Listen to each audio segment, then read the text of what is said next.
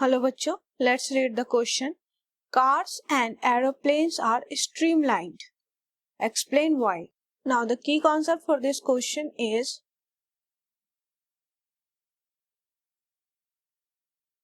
that is friction due to fluid.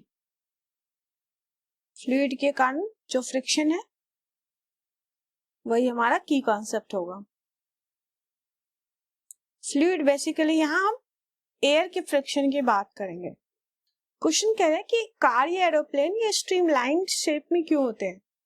तो basically क्या होता है कि कार या एरोप्लेन अगर मूव करते हैं तो जितनी ज्यादा इनकी वेलोसिटी होगी, ये मूव करेंगे तो उतनी ज्यादा जो फ्लूइड है इनके आसपास या अराउंड में जो एयर है वो इसके मोशन को अपोज करते हैं.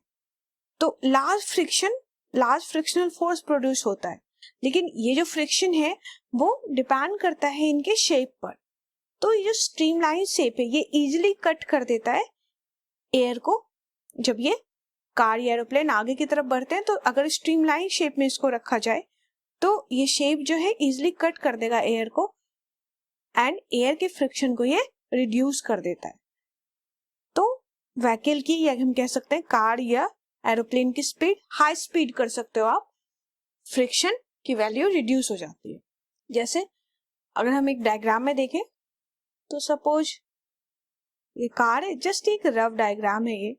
सपोज ये कार है, ये आगे की तरफ मूव करेगा तो अगर इसके शेप को हम स्ट्रीमलाइन कर दें लाइक दिस, ये शेप हमारा कुछ ऐसा हो जाएगा, ये इजीली कट कर देगा एयर को. Cut air easily. जब ये आगे की तरफ जा रहा है तो अगर एयर को इजीली कट करेगा तो फ्रिक्शन की वैल्यू रिड्यूस हो जाएगी, एयर फ्रिक्शन की वैल्यू रिड्यूस हो जाएगी. तो इसका सिंपल आंसर ये हो जाएगा कि कार्स एंड एरोप्लेन्स को हम स्ट्रीमलाइन क्यों करते हैं, are streamlined so that they experience minimum air friction. अगर हम मिनिमम एयर फ्रिक्शन एक्सपीरियंस करेंगे तभी तो हाई स्पीड में कार या एरोप्लेन को हम ले जा सकते हैं. नहीं तो एयर की फ्रिक्शन की वजह से क्या हो जाएगा, हीटिंग या हीटअप हो जाएगा हमारा व्हीकल. तो हम क्या कर सकते हैं एज अ रिजल्ट, या रिजल्टिंग